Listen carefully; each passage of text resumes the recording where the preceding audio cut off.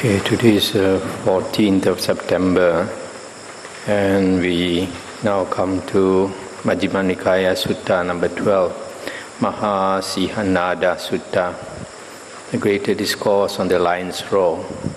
This sutta is fairly long. I think tonight we'll probably have time only for one sutta, but it's a very inspiring sutta. You can see how much hardship the Buddhas have to undergo to attain enlightenment.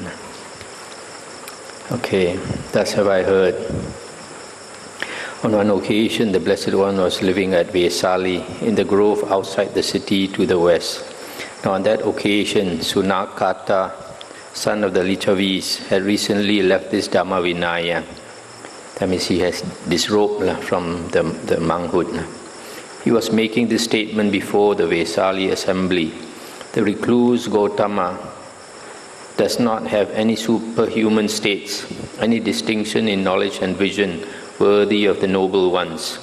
The recluse Gotama teaches a Dhamma merely hammered out by reasoning, following his own line of inquiry as it occurs to him.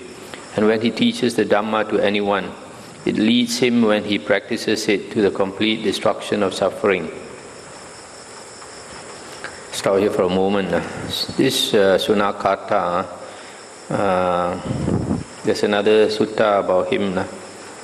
And he expected the Buddha to show psychic powers and all that, which the Buddha refused.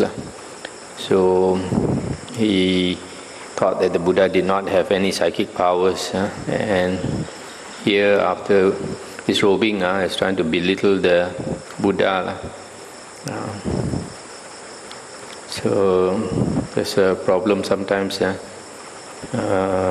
Somebody who is of inferior wisdom cannot judge a person of superior wisdom, the Buddha says.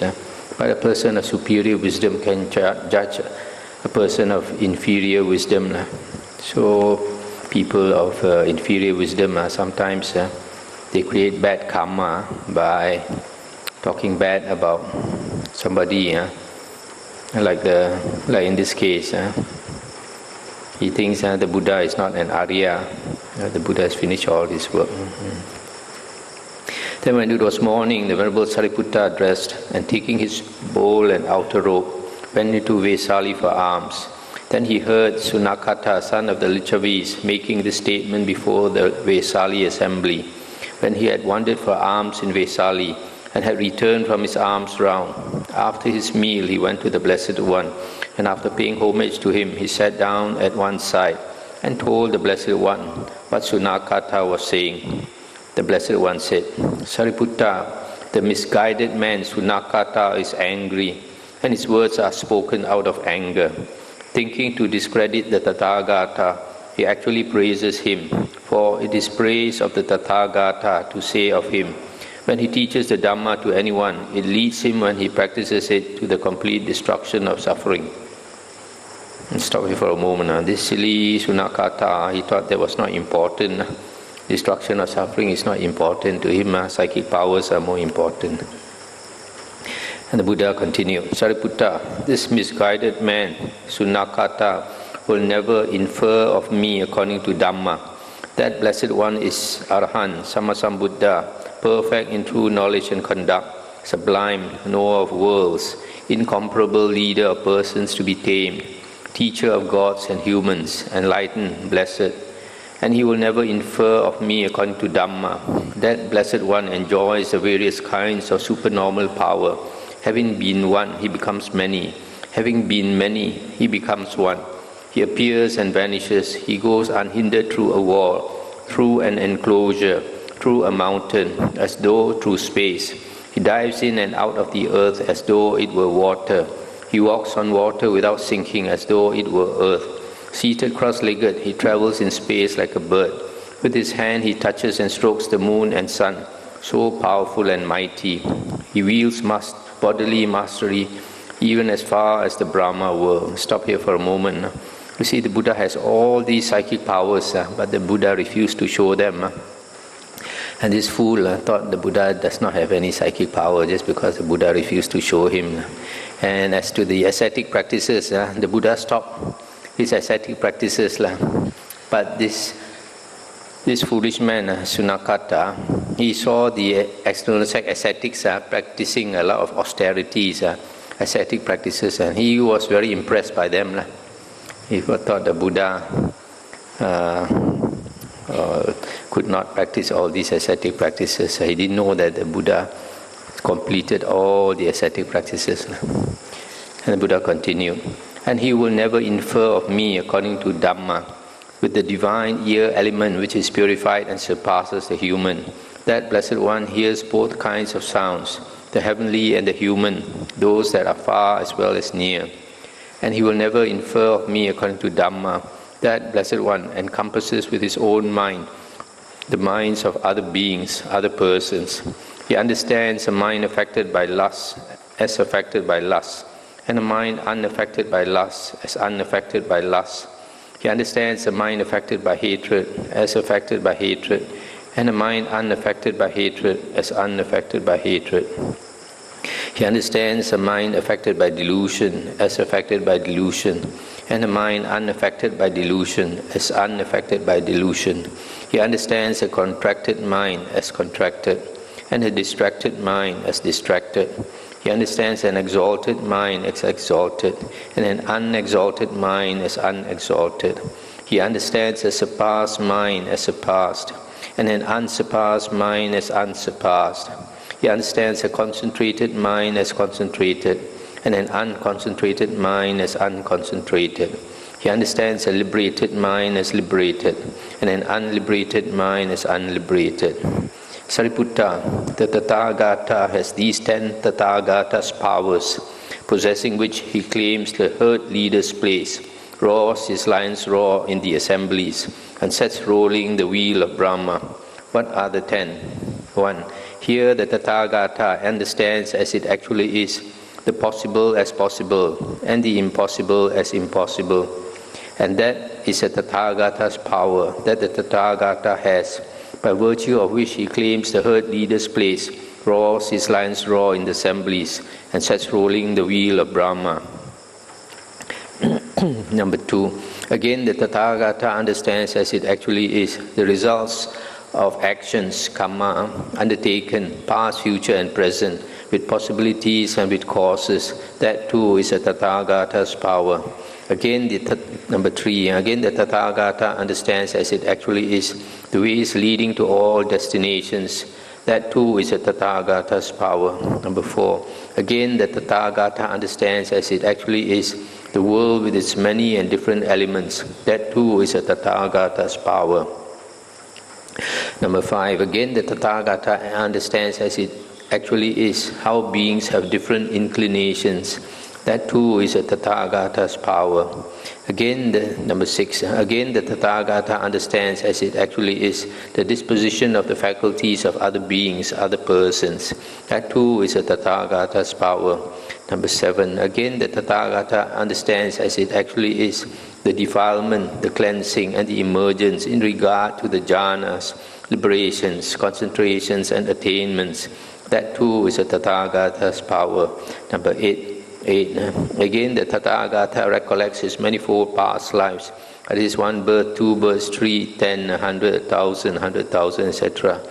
Thus, with the aspects and particulars, he recollects his manifold past lives. That too is a Tathagata's power. Number 9. Again, with the divine eye, which is purified and surpasses the human, the Tathagata sees beings passing away and reappearing, inferior and superior, fair and ugly, fortunate and unfortunate, etc. And he understands how beings pass on according to their actions or karmas. That too is a Tathagata's power. Number 10. Again, by realizing for himself with direct knowledge, the Tathagata here and now enters upon and abides in the deliverance by mind and deliverance by wisdom that are taintless, with the destruction of the taints or asavas. That too is a Tathagata's power that the Tathagata has, by virtue of which he claims the herd leader's place, roars his lion's roar in the assemblies, and sets rolling the wheel of Brahma. The Tathagata has these 10 Tathagatas' powers, possessing which he claims the herd leader's place, roars his lion's roar in the assemblies, and sets rolling the wheel of Brahma. Sariputta, when I know and see thus, should anyone say of me, the recluse Gotama does not have any superhuman states, any distinction in knowledge and vision worthy of the noble ones. The recluse Gotama teaches the Dhamma merely hammered out by reasoning, following his own line of inquiry as it occurs to him. Unless he abandons that assertion and that state of mind and relinquishes that view, then as surely as if he had been carried off and put there, he will wind up in hell. Just as a monk possessed of virtue, concentration and wisdom would here and now enjoy final knowledge, so it will happen in this case, I say, that unless he abandons that assertion and that state of mind and relinquishes that view, then as surely as if he had been carried off and put there, he will wind up in hell.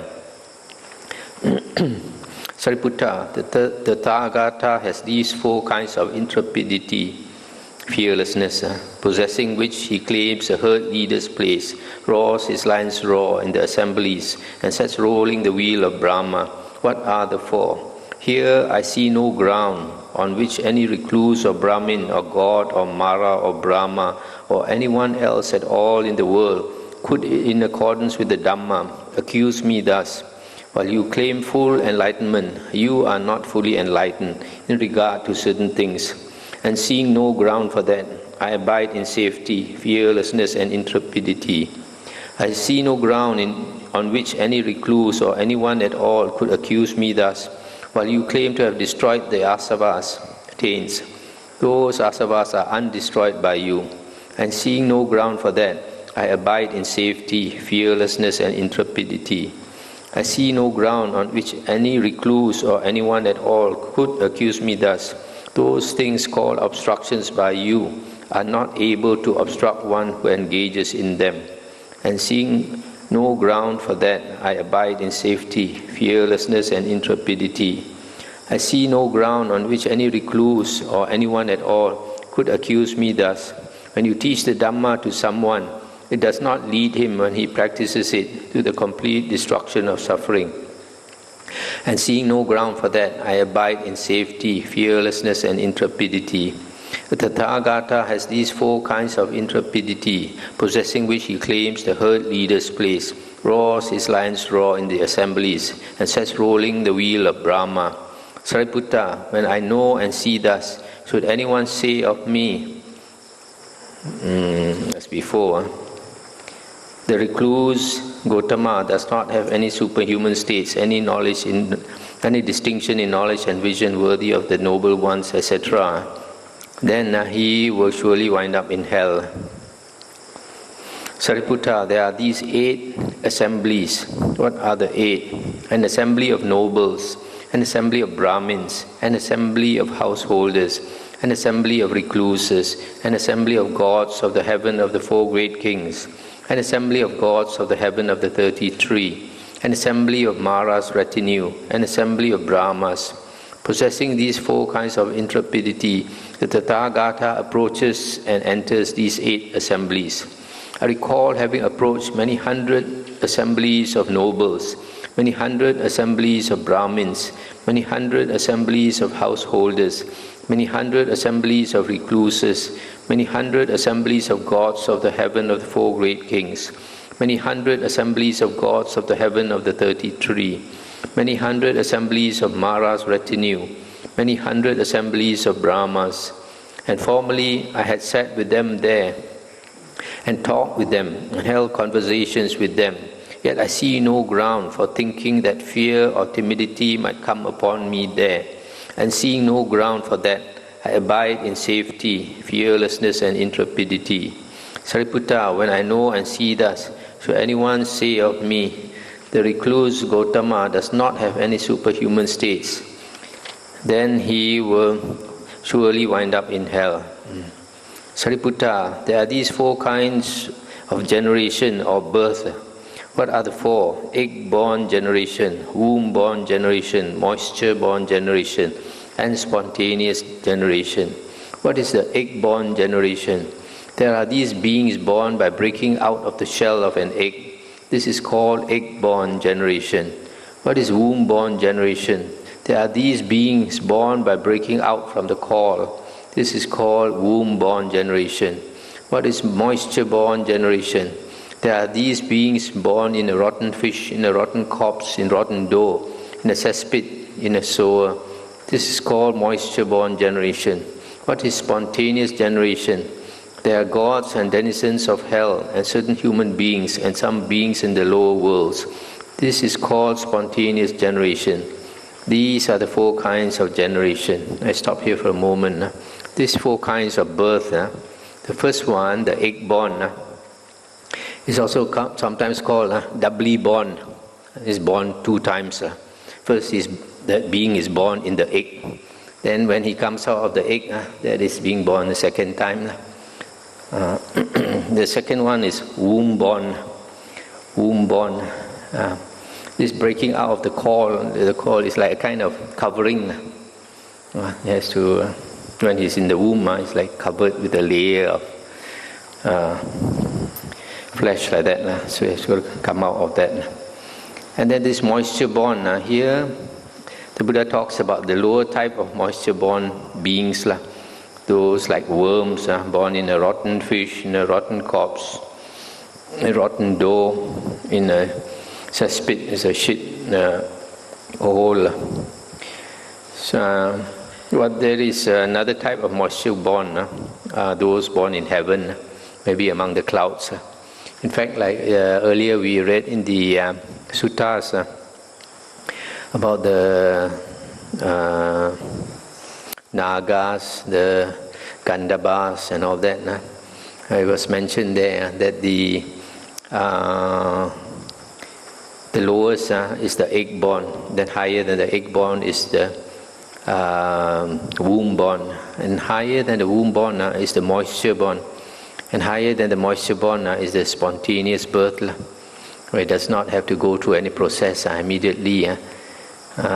Is born in heaven with the body of a god.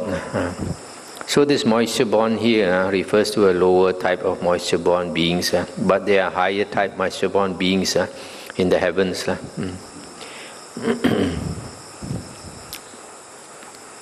So this spontaneous born are mostly gods and some hell beings, some certain human beings. This one we don't understand why there are certain human beings which are spontaneously born. That means they don't come out of the womb. So far we don't know of any like this. Sariputta, there are these 5 destinations. This is called Gati. Gati, these destinations of rebirth. What are the 5?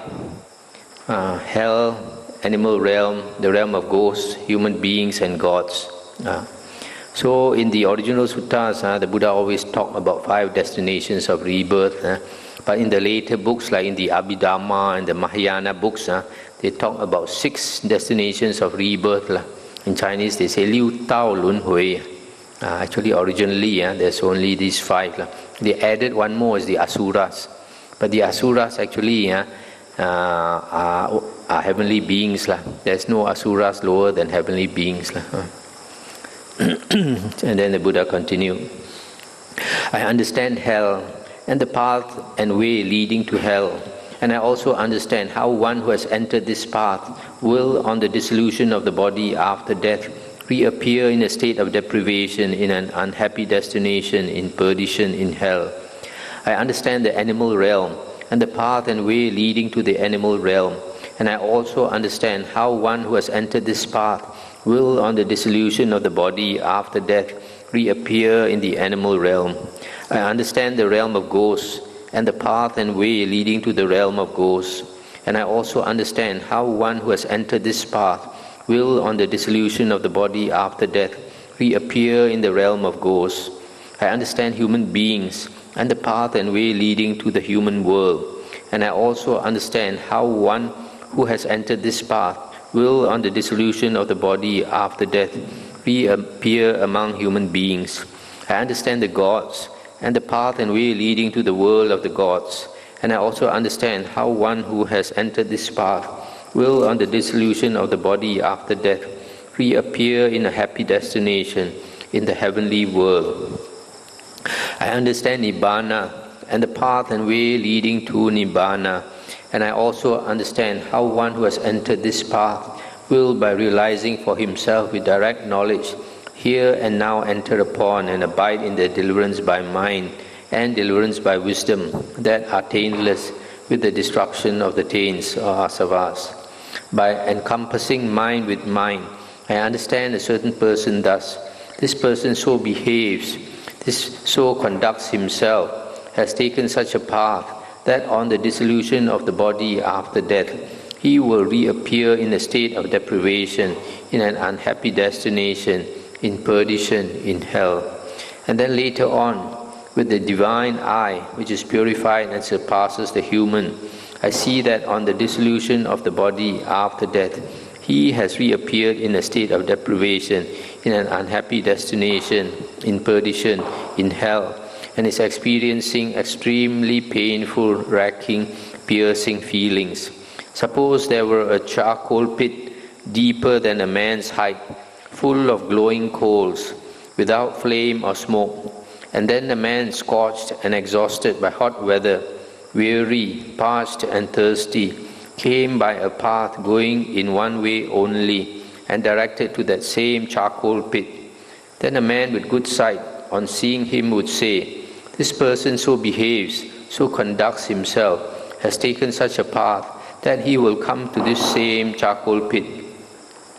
And then later on, he sees that he has fallen into that charcoal pit and is experiencing extremely painful, racking, piercing feelings.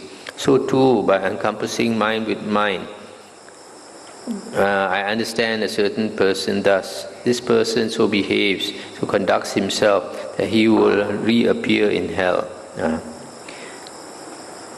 To stop here for a moment. So this simile, for us to understand, hell is the simile of somebody fallen into a hole which is deeper than his height, so that he cannot climb out. And this hole is full of glowing charcoal coals, so that he's getting burned. And he's struggling to jump out of the pit, the hole. He cannot get out of the pit, and he's being burned, and every moment he's suffering. By encompassing mind with mind, I understand a certain person thus. This person so behaves, so conducts himself, has taken such a path, that on the dissolution of the body after death, he will reappear in the animal realm. And then later on, with the divine eye, which is purified and surpasses the human, I see that on the dissolution of the body after death, he has reappeared in the animal realm and is experiencing extremely painful, racking, piercing feelings. Suppose there were a cesspit deeper than a man's height, full of filth, and then a man scorched and exhausted by hot weather, weary, parched, and thirsty, came by a path going in one way only, and directed to this same cesspit.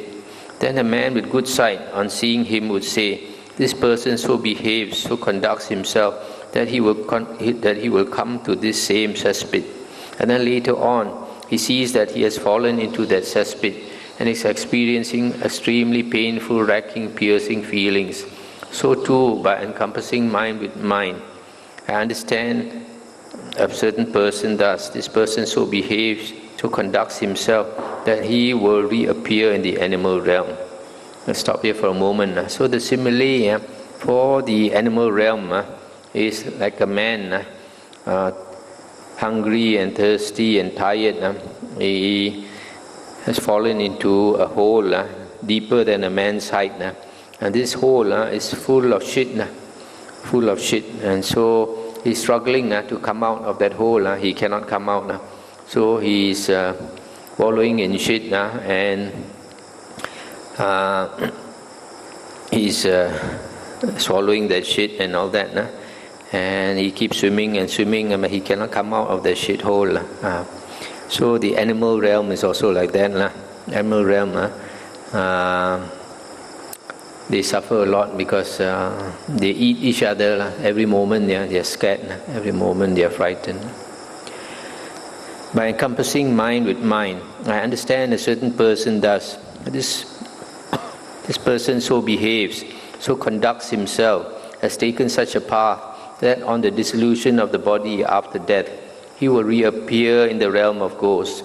Then later on, I see that he has reappeared in the realm of ghosts and is experiencing much painful feeling. Suppose there were a tree growing on uneven ground with scanty foliage, casting a dappled shadow, and then a man scorched and exhausted by hot weather, weary, parched and thirsty, came by a path going in one way only and directed to that same tree. Then a man with good sight on seeing him would say, "This person so behaves, so conducts himself, that he will come to this same tree."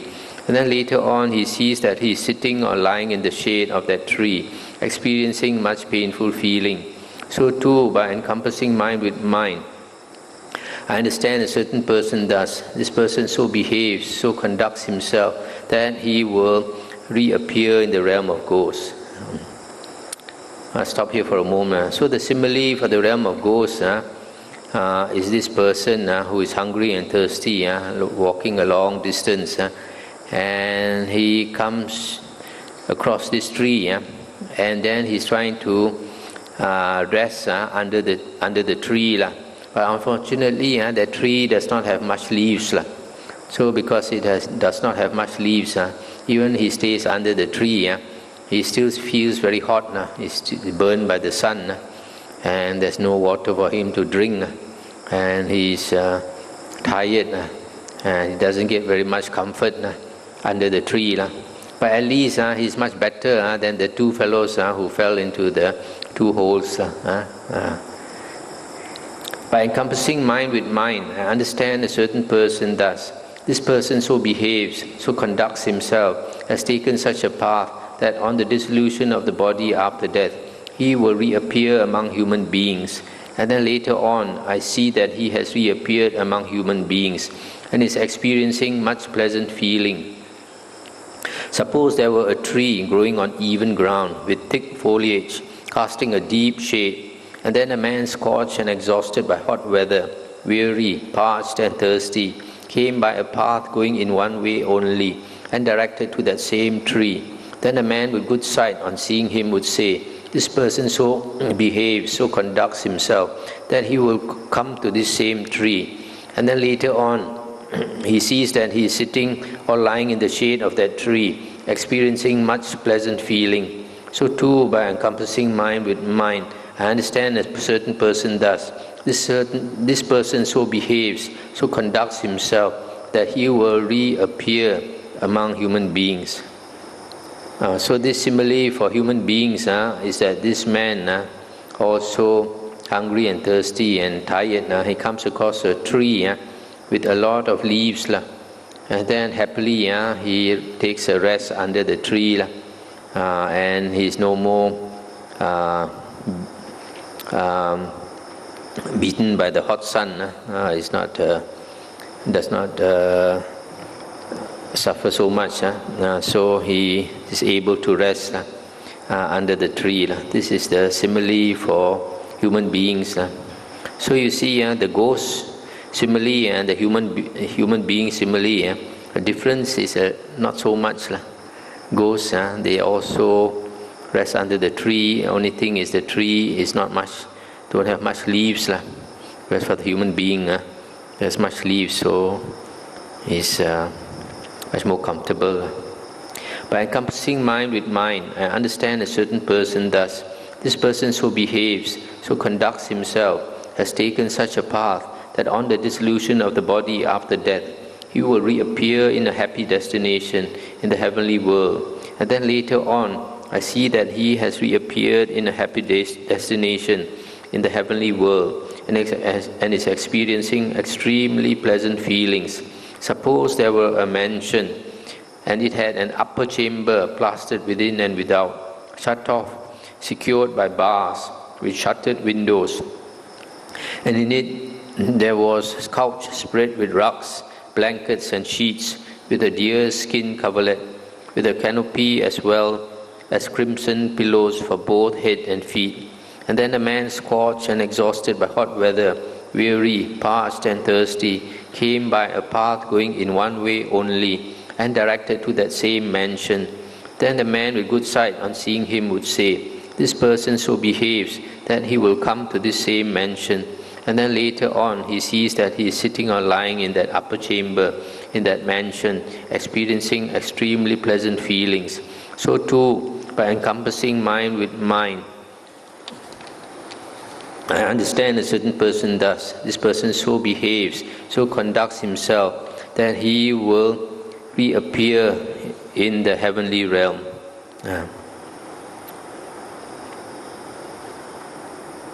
So here, the simile for the heavens is like a man hungry and thirsty and tired. He comes across a huge bungalow, mansion. He walks inside the mansion. He finds it is very well supplied with all the comfortable things, nice bed and rugs and blankets and sheets and etc. So he jumps onto the big bed and takes a good rest. Probably that mansion also supplied with a lot of drinks and food and all that. During the Buddha's time, they didn't have aircon, otherwise they would have added aircon in the suttas.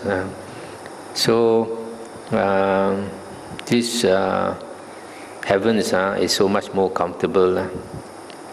By encompassing mind with mind, understand a certain person thus. This person so behaves, so conducts himself, has taken such a path that by realizing for himself with direct knowledge, he here and now will enter upon and abide in the deliverance by mind and deliverance by wisdom that are taintless with the destruction of the taints. And then later on, I see that by realizing for himself with direct knowledge, he here and now enters upon and abides in the deliverance by mind and deliverance by wisdom that are taintless with the destruction of the taints, and is experiencing extremely pleasant feelings. Suppose there were a pond with clean, agreeable, cool water, transparent, with smooth banks, delightful, and nearby a dense wood, and then a man, scorched and exhausted by hot weather, weary, parched and thirsty, came by a path going in one way only towards that same pond. Then a man with good sight, on seeing him, would say, "This person so behaves, so conducts himself, that he will come to this same pond."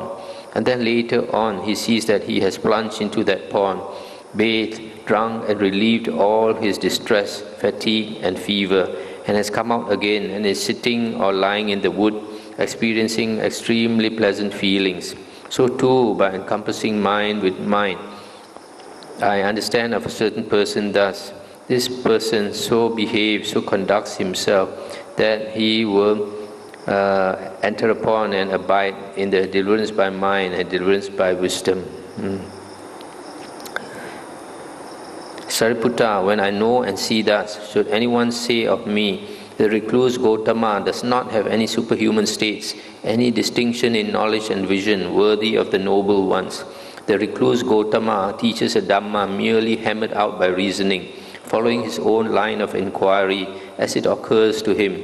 Unless he abandons that assertion and that state of mind and relinquishes that view, then as surely as if he had been carried off and put there, he will wind up in hell. Just as a monk, possessed of virtue, concentration and wisdom, would here and now enjoy final knowledge, so it will happen in this case, I say, that unless he abandons that assertion and that state of mind and relinquishes that view, then as surely as if he had been carried off and put there, he will wind up in hell. Let's stop here for a moment. These 5 destinations of rebirth, the Buddha says that most beings, after they pass away, will be reborn into the woeful plains. So maybe out of 10 human beings, only 2 or 3 come back to the human birth or go to heaven, and probably 7 or 8 will end up in the 3 woeful plains. But of the 3 woeful plains, the ghost realm, I guess maybe would have most humans reborn there, because even if you don't do much evil, you don't harm others. Still, humans after death will be reborn in the ghost realm because we have used up our good karma. When we come into the human birth, we bring along a certain amount of good karma, and as we enjoy life every day, we are able to eat whatever food we like, and go touring here and there and watch Astro and drive Mercedes Benz and all this, and we use up our good karma. At the end of life, our blessings is less than when we came, in which case we will naturally go into the ghost realm, even without doing any evil. But those people who do evil, then they end up either in the animal realm or the hell realm. And the Buddha says in some other sutta that once you fall into the animal or hell realm, it will take an extremely long time to come out of there. Remember the simile of the blind turtle trying to put its head into the yolk, the hole. So, Sariputta, I recall having lived a holy life, possessing 4 factors. I have practiced asceticism, the extreme of asceticism. I have practiced coarseness, the extreme of coarseness. I have practiced scrupulousness, the extreme of scrupulousness. I have practiced seclusion, the extreme of seclusion. Such was my asceticism, Sariputta, that I went naked, rejecting conventions, licking my hands, not coming when asked, not stopping when asked. I did not accept food brought or food specially made, or an invitation to a meal. I received nothing from a pot, from a bowl, across a threshold, across a stick, across a pestle, from 2 eating together, from a pregnant woman, from a woman giving suck, from a woman lying with a man, from where food was advertised to be distributed, from where a dog was waiting, from where flies were buzzing. Let's stop here for a moment. Now, some of these you may not understand why he does not accept food. From a pregnant woman, or a woman giving suck to a baby, or where a dog was waiting, where flies were buzzing. This is compassion without wisdom. When he saw, for example, a woman pregnant, he thought, if I take food from this woman, then she will have less to eat, and the baby in the womb will have less food. So he refused to accept. So similarly, when a woman is giving suck to the baby, then he thinks, if I accept food from the woman will have less food, and the baby will have less milk to drink. So he refused to accept. And when a dog was waiting, then he thought, if I accept this food, the dog may not have food to eat. And he refused to take.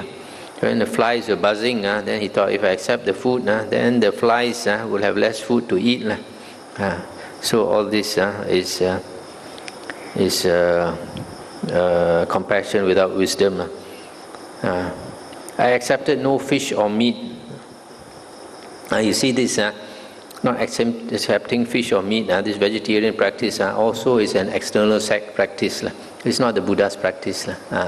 So before he was enlightened, he was also practicing like the Brahmins, refused to, or the Jains or Nigantas also were vegetarians, but not after the Buddha was enlightened, then he did not continue with such practice. I drank no liquor, wine or fermented brew. I kept to one house to one morsel. I kept to 2 houses to 2 morsels. I kept to 7 houses to 7 morsels. Let's stop here for a moment. This was an external sect practice. When they beg for their food, they go maximum 7 houses.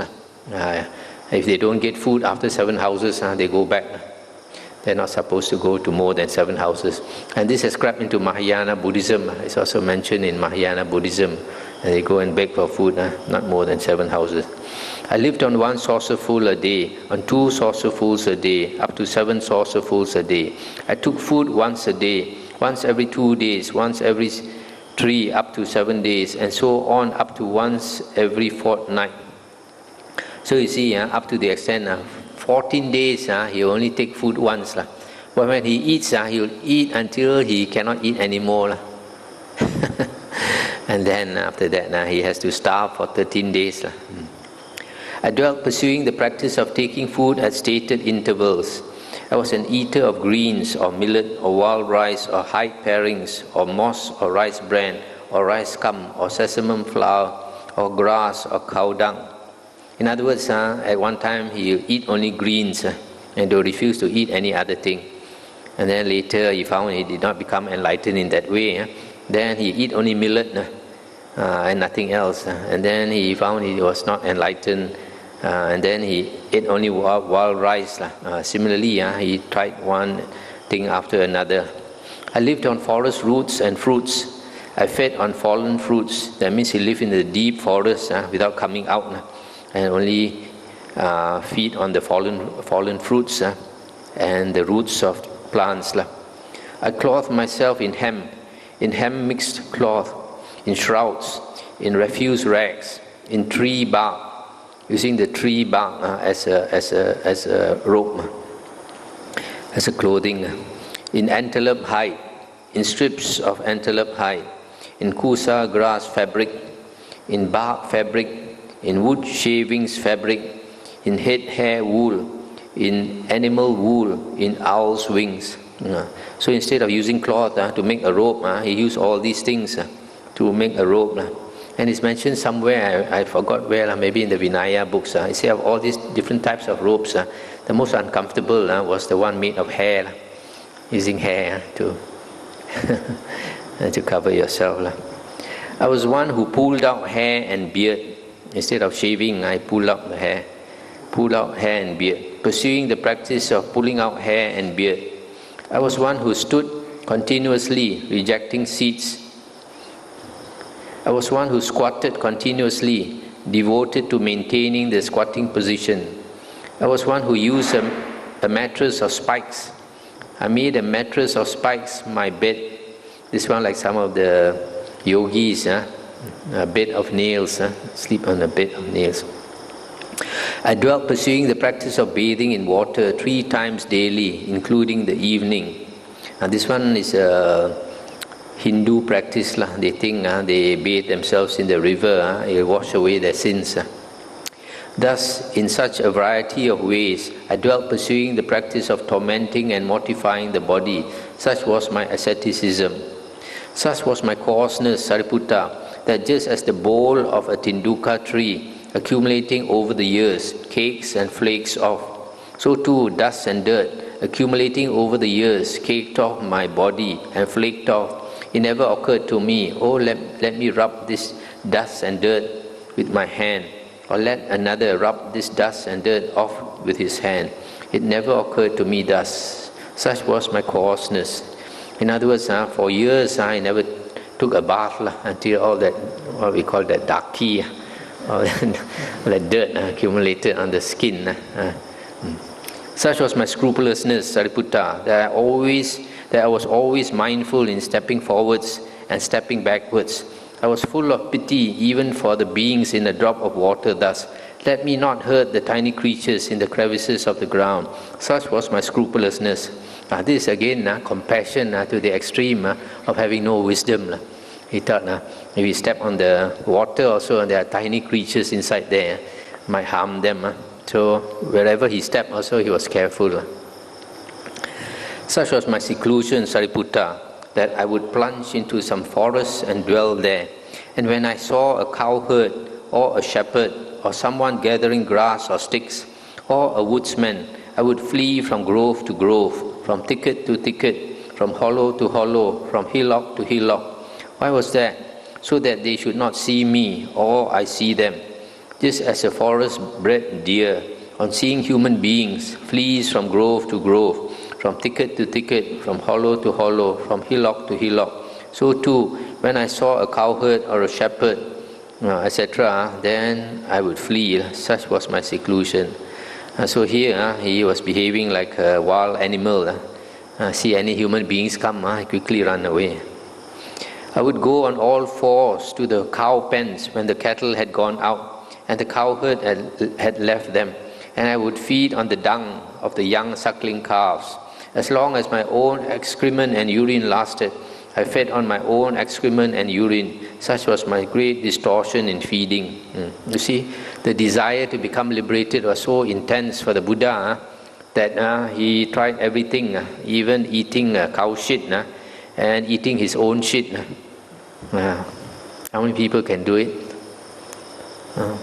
So it's not easy to become a Buddha. A Buddha is someone who has been an Arya before but has forgotten the Dhamma.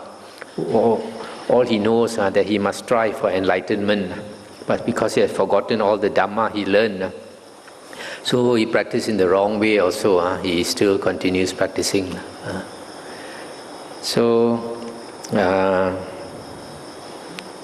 This type of practice, no wonder the Buddha said, a woman cannot become a Buddha. A woman can become an Arahant. Because a woman can learn the Dhamma and practice easier way. But a Buddha, because he has forgotten the Dhamma and there's no one to show him the way, he'll practice to the extent of nearly killing himself. That's why women cannot become a Buddha. So feeding on your own excrement, even the dog also won't do that. I would plunge into some awe-inspiring grove and dwell there. A grove so awe-inspiring that normally it would make a man's hair stand up if he were not free from lust. When those cold wintry nights came during the 8 days interval of frost, I would dwell by night in the open and by day in the grove. In the last month of the hot season, I would dwell by day in the open and by night in the grove. And there came to me spontaneously this stanza never heard before: chilled by night and scorched by day, alone in awe-inspiring groves, naked, no fire to sit beside, the sage yet pursues his quest. So you see how hard the Buddha struggled. You can imagine now and then he'll think of his family, probably his tears will come down. But his determination was so strong, he still continued. I would make my bed in a charnel ground with the bones of the dead for a pillow, and the cowherd boys came up and spat on me, urinated on me, threw dirt at me, and poked sticks into my ears. Yet I do not recall that I ever aroused an evil mind of hatred against them. Such was my abiding in equanimity. So here he was trying to practice equanimity. Whatever people do to him, he just ignores it, just tolerates it. Sariputta, there are certain recluses and Brahmins whose doctrine and view is this: purification comes about through food. They say, let us live on kola fruits, and they eat kola fruits. They eat kola fruit powder, they drink kola fruit water, and they make many kinds of kola fruit concoctions. Now I recall having eaten a single kola fruit a day. Sariputta, you may think that the kola fruit was bigger at that time, yet you should not regard it so. The kola fruit was then at most the same size as now. Through feeding on a single kola fruit a day, my body reached a state of extreme emaciation. Because of eating so little, my limbs became like the jointed segments of vine stems or bamboo stems. Because of eating so little, my backside became like a camel's hoof. There was no backside. Because of eating so little, the projections on my spine stood forth like corded beads. Because of eating so little, my ribs jutted out as gaunt as the crazy rafters of an old roofless barn. Because of eating so little, the gleam of my eyes sank far down in their sockets, looking like a gleam of water that has sunk far down in a deep well. Because of eating so little, my scalp shriveled and withered as a green bitter gourd shrivels and withers in the wind and sun. Sometimes we see in the newspaper, famine in Africa, something like that. Because of eating so little, my belly skin adhered to my backbone. Thus, if I touched my belly skin, I encountered my backbone. If I touched my backbone, I encountered my belly skin. Because of eating so little, if I tried to ease my body by rubbing my limbs with my hands, the hair, rotted at its roots, fell from my body as I rubbed. And no often. Sariputta, there are certain recluses and Brahmins whose doctrine and view is this: purification comes about through food. They say, let us live on beans. And the same way, they will take bean powder and they make all kinds of concoctions with beans. And similarly, let us live on sesamum, let us live on rice. And they eat rice powder, they drink rice water, and they make many kinds of rice concoctions. Now I recall having eaten a single rice grain a day. Sariputta, you may think that the rice grain was bigger at that time, yet you should not regard it so. The rice grain was then at most the same size as now. Through feeding on a single rice grain a day, my body reached a state of extreme emaciation. Because of eating so little, the hair rotted at its roots, fell from my body as I rubbed. So you see, the Buddha says that there are recluses and ascetics who think that purification comes about through food, the type of food you eat. And nowadays, even in Buddhism, you have people thinking like that, that by becoming vegetarians, you can purify yourself. It's not only in Buddhism, in other religions also you find. Also they practice, there are some, they don't take certain types of food.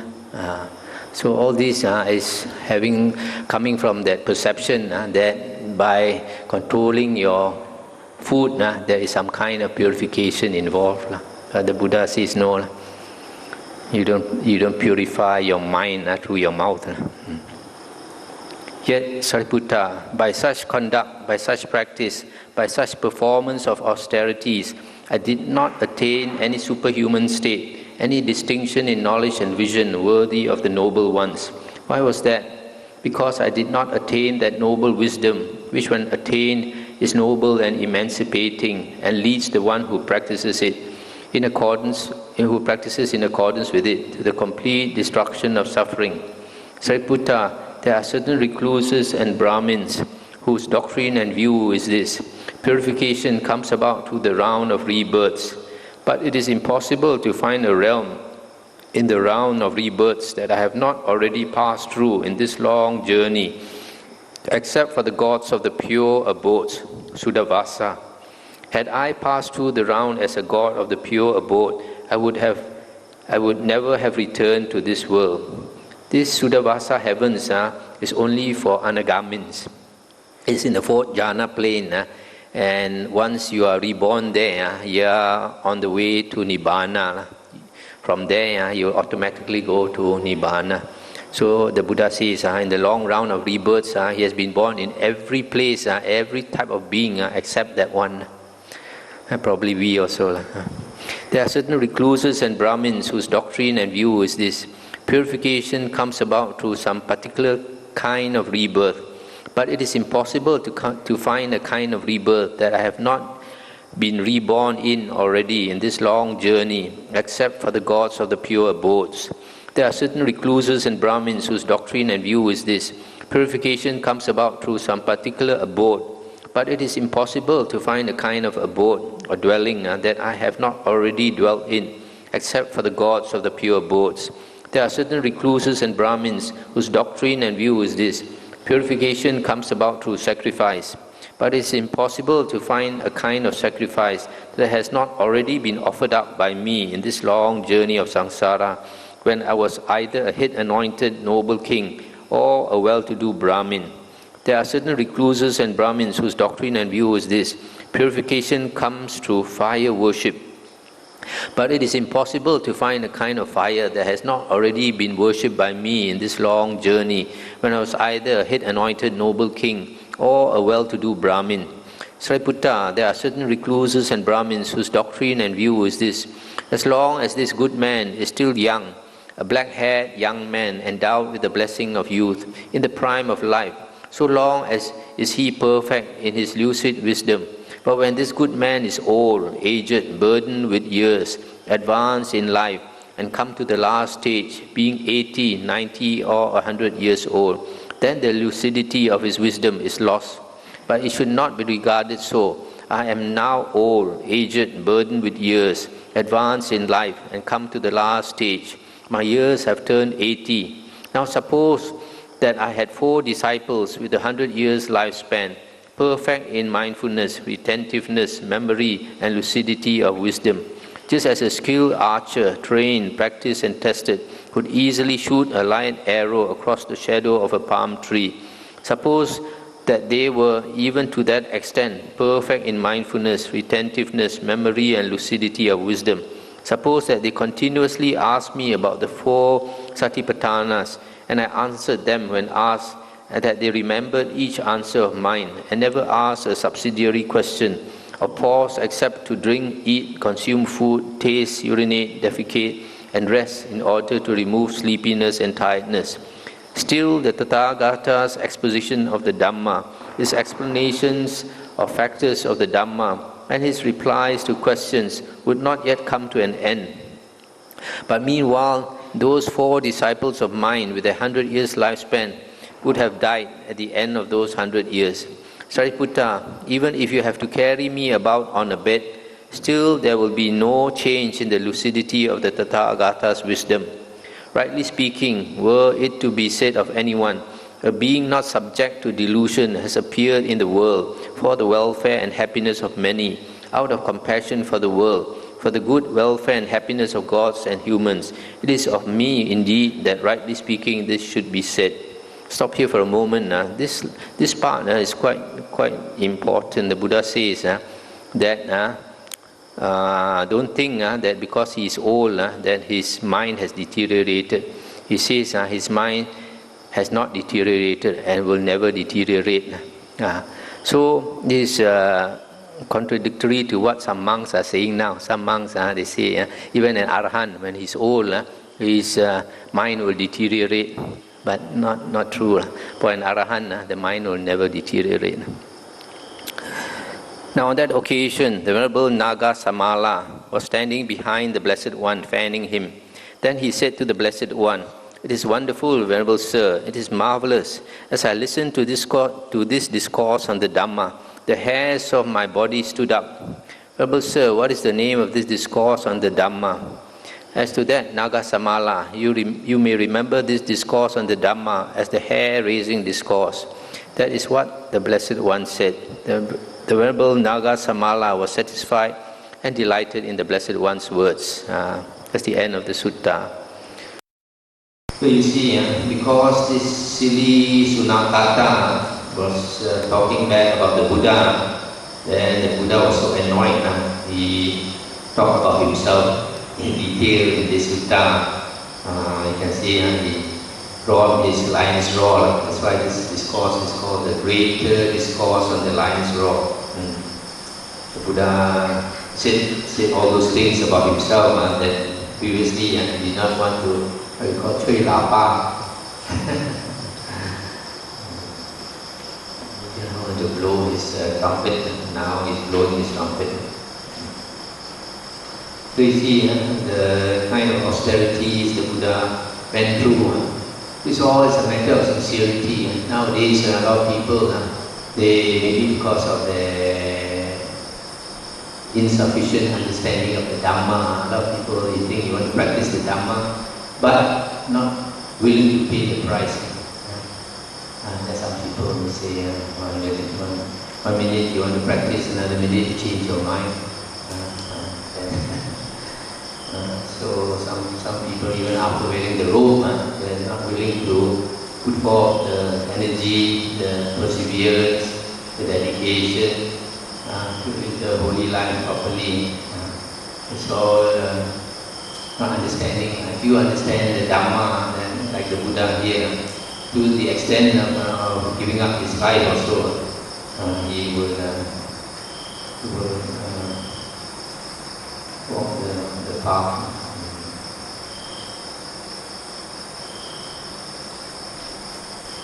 Especially somebody like the Buddha, his wife was still young, a baby is born. You can imagine constantly the mind will go back to the family, and will go back to his son. So it's all a matter of sincerity. The Buddha always says, whether you are sincere or not. If you are sincere, even to give up your life also, you are willing to do it. No? After all, if you understand the Dhamma, you should know one day you're going to die. So what is there you cannot give up? You have to give up everything in the end. Anything to discuss? What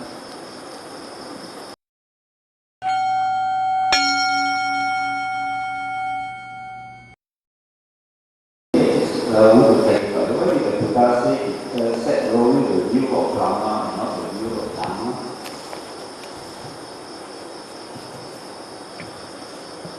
Let me look at that again. I guess in the Indian tradition, they talk in that way.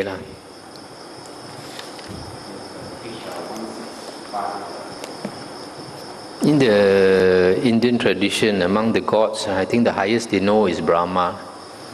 So when they say the wheel of Brahma is the most excellent, there's no higher.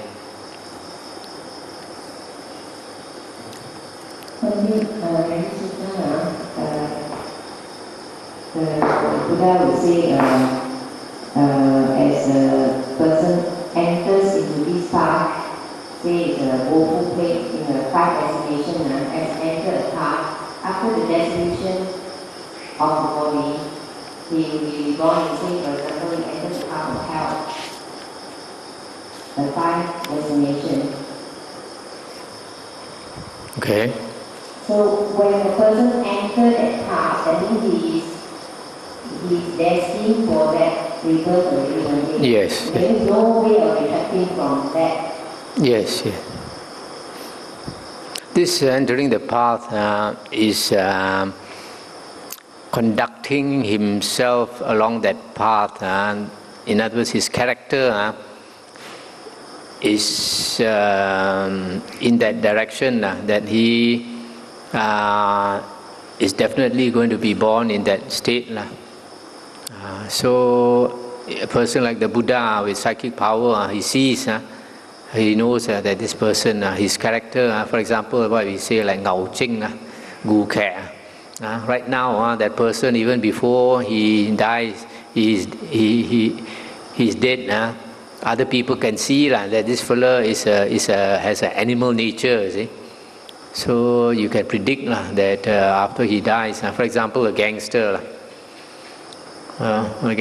mafia member, he's violent, always beating up people and acting like an animal. So it's expected after he passes away, he will be reborn in the animal world. I think you say about Sunnakata, unless he balances his view, otherwise he will end up in hell. Like at any time, you see, the way he described it is that the hell angels will just drag him and put him there in hell. That means to say it's very imminent where Sunnakata is concerned, unless he balances that view. But I don't think the Buddha is able to save him also. Because he's saying such nasty things about the Buddha. He's not saying such nasty things about Putujana. He's saying nasty things about an ordinary worldling. Doesn't matter so much. He's talking somebody like the Buddha. He doesn't understand the Buddha has all these attainments, and yet he thinks the Buddha is a softy compared to some of these ascetics that he has seen around. And even these ascetics that he has seen does not have psychic powers, but the Buddha has all the psychic powers. The only thing refused to show him only. Everything is about seclusion. The proper way to practice seclusion, like the one that explained by the Buddha, is an extreme way where whenever he sees human being, he hides like a deer. And what is the middle path of seclusion? Do you stay in the kuti, not confined in the kuti and not coming out at all? But you can come out and do walking meditation. Are you talking about a monk or a lay person? Oh, I mean, if lay person were to take the same path as a monk? No, different. The monk seclusion and a lay person seclusion is different standard. And they explain the truth. See, like for a lay person, if you want to practice seclusion, like you become more aloof from your friends, more aloof from your relatives, and you don't go to all these happy joints like karaoke, happy hour, and going touring here and there and all that. Now you give up a lot of worldly enjoyments, and you try to concentrate your time on the spiritual path. But it's not that you don't mix with people at all. Instead, you, for lay person, you mix with spiritual friends, those who have the same interests like you. Then you can have discussion with them and all that, and you progress together. And then for a monk, either a monk should stay in the monastery with other monks. There are good and bad points, like for a monk to stay in a monastery. For a monk to stay in a monastery with other monks, it is important in the initial years, when he has to learn a lot of suttas and Vinaya. He has to learn how to conduct himself, and then when he stays with other monks, people can see his faults, you see. A lot of the time we don't see our faults, other people have to tell us our faults. So if the monk is willing to progress on the spiritual path, then he should be willing to accept advice, accept admonishment, then only he can progress. That's why it's good to stay with other monks. Then later, if he has enough knowledge of the suttas and the Vinaya, then if he wants to, he can go off and stay alone. Go off and stay alone also, he has to see, if he stays alone and he progresses, then he should continue. But there are some monks, they stay alone, instead of progressing, they regress. They sleep more and more. Then in this case, they should not stay alone. They should come back and stay with the other monks, because like in a monastery, you stay with other monks. There are fixed times for meditation, fixed times for work and all these things. So you have to follow the schedule. And you're allowed, like in our monastery, you're allowed certain time in the afternoon to do your own thing. I think 4 hours is quite generous already. You can do many things in that 4 hours. And other times you have to follow the schedule. So there is a certain amount of discipline, you see. There are some certain monks, they don't like to stay with other monks because they want to be independent. Do their own thing. But then, as they say, 方便 becomes 随便.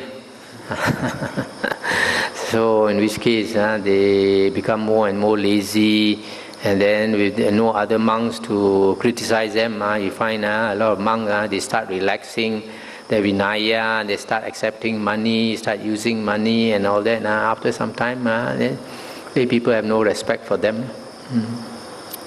Some monks, they don't have the wisdom to see that by giving up small money, they can get a lot of support. Some monks, they are greedy for small money, they want to possess small money, then they will never get big support. So that is for a monk, if he wants to practice seclusion, he can go off and stay up the hill or stay in a cave and all that, and go and beg for his food. You see, that a lay person cannot do. The most a lay person can do is to hide yourself in your room. You take your room to be your cave, and seldom come out. It's something that I admire in some Indians. Some Indians, they have in their house several rooms. They make one room their prayer room, their meditation room. They don't allow the wife and children to go inside that room. They go and spend their time meditating in there, do their chanting in there and all that. Very few Chinese do that.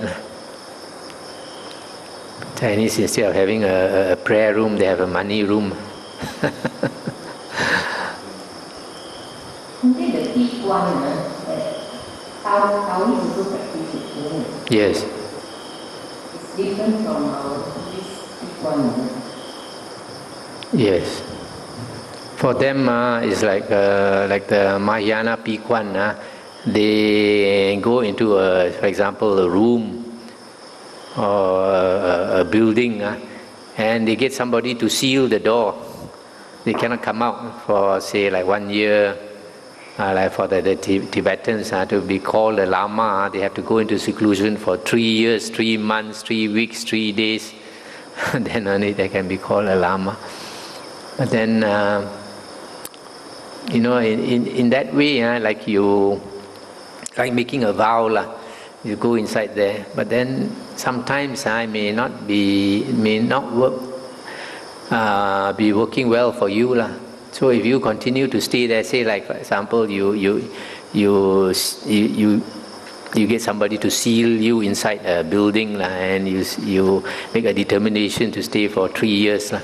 Now after half a year, you will find you're not progressing, and you cannot progress. So if you continue to stay there, you'll be wasting 2.5 years.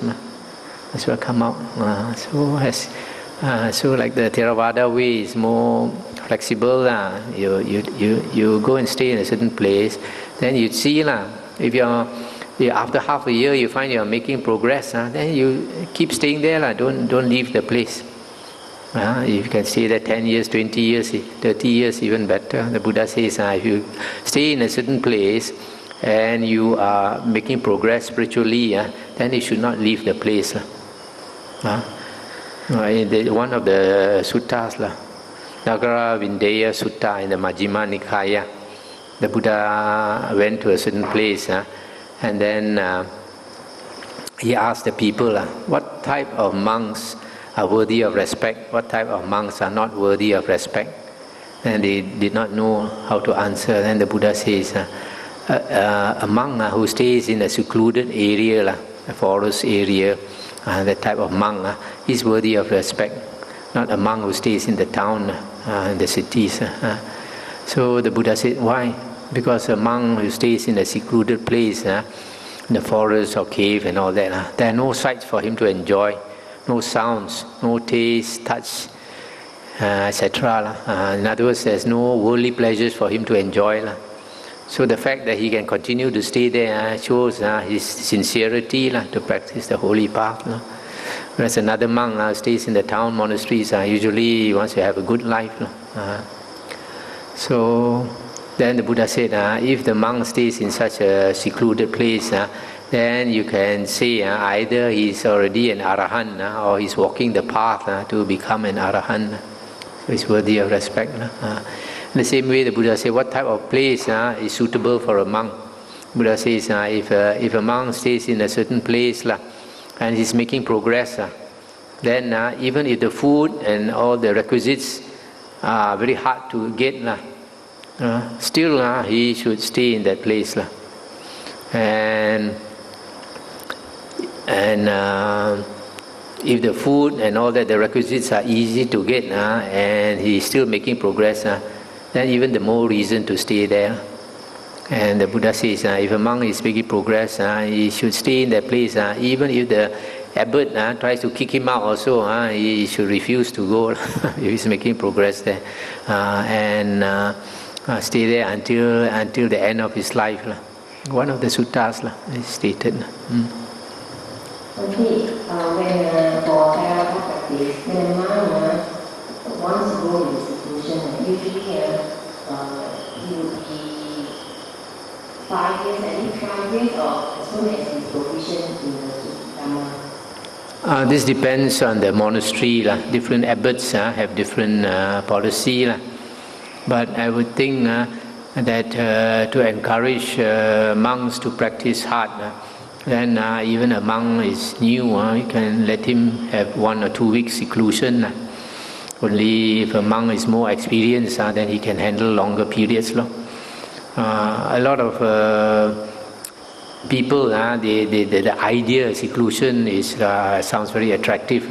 But when they go into seclusion, when you go into seclusion, you are fighting with Mara. And a lot of the time, you really get clobbered by Mara. You think you want to clobber Mara, but Mara will clobber you. Because you practice, you try to be strict, you try to meditate, you try to sleep less and all that, then you become so tired that when you fall asleep, instead of sleeping 6 hours, you sleep 12 hours. Because last night you only slept 2 hours. So it's not easy. Maybe the monk goes in the forest and live on their own, and if you find that they are not progressing, normally it's advisable for them to go back to the teacher or Oh yes, definitely they are not progressing. They should go back and stay with other monks. Not all monks are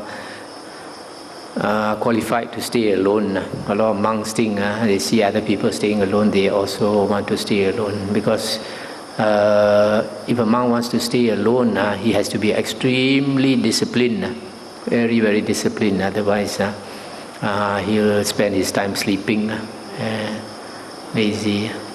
Because nobody is watching you. But actually there are spirits watching you. So if you are not practicing well, sometimes you get disturbed. When we talk about discrimination to monks, for example, there are so many monasteries, then they normally have not the same frequency as of the inclination towards Dhamma is the same with a particular monk or the center. So we try to support those centers which we find that is teaching Dhamma. So the other center which we find that they are not practicing in the right manner. So are we doing discriminating? It's all right, for lay people to go to those monasteries. They are inclined to go. Only thing is, the Buddha said that there are 4 types of persons. You have to be very careful in your conduct towards them.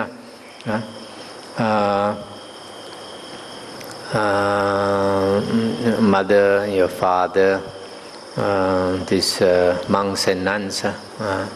So there are some people, they don't like certain monks. I mean, if a person don't like certain monk, that is your personal thing. But then don't badmouth certain monks. There are certain lay people, they practice in a certain way, and then they find some monks say something contradictory to what they are used to listening, and they get very angry. Then they say all nasty things about the monk when they don't even know the monk, haven't even spoken to the monk and all that, haven't even listened to his Dhamma talk. That is very dangerous. There you look at this Sunakata. He's staying with the Buddha also, he doesn't understand the Buddha. The Buddha says to know a person really, you have to associate with that person for a long time, and you have to be very observant. You have wise wisdom to know a person's heart. Human beings are not like animals. Animals are very straightforward. However they feel, they show you everything. Animals. Human beings are different. Human beings, they say one thing, their heart says another thing. Human beings are very cunning. That's why to understand a person, it takes time. So sometimes, like in the Sutta, the Anguttara Nikaya says 4 types of pots: the empty pot, and the full pot, the closed pot, and the open pot, and all that. It's talking about the different types of persons. Some are very impressive, but they have no substance. Some are impressive, but they have substance, and some are unimpressive and with no substance, and some are unimpressive but with substance. So it's very hard to judge a person from the outside. Some people, they try to look very mindful, very impressive, but actually they are full of shit inside. So it's very difficult to judge a person.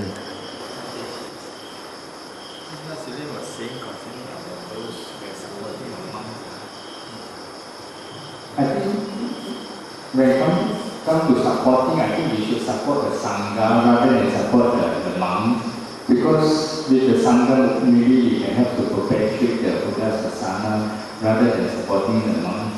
Because with the monk, maybe they are helping to support the Sangha. That's some opinion, I'm not sure what. Yes, generally the Buddha says it is a duty of lay persons to support the Sangha. But then you see, a lay person cannot support every monastery, you see. So you have to choose the monastery you like to go more often to.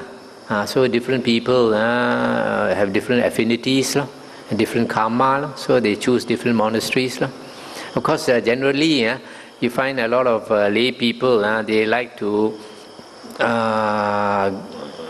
go and support famous monks. Okay, shall we end here?